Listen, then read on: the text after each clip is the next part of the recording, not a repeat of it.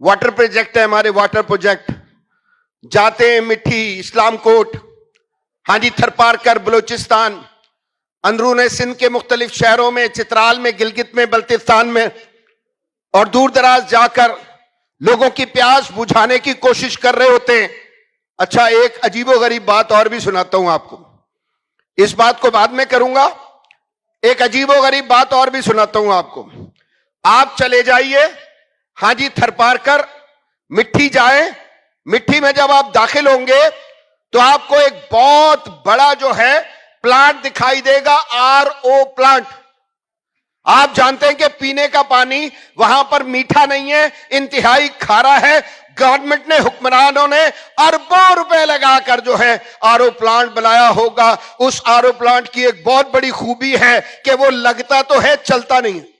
वो इंस्टॉल होता है, चलता नहीं है, फिर चले जाए चले जाए।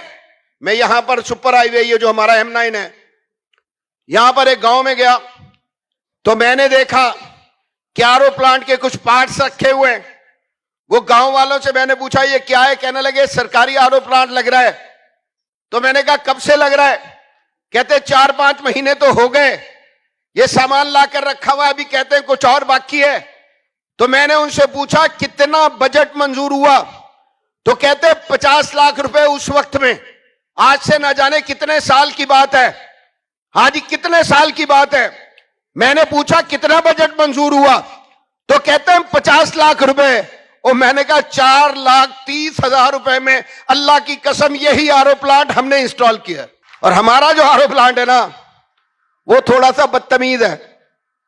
वो वाटर फिल्ट्रेशन प्लांट जो हम लगाते हैं वो थोड़ा सा बदतमीज है कि वो रुकता नहीं है, चलता है अल्लाह की मेहरबानी से।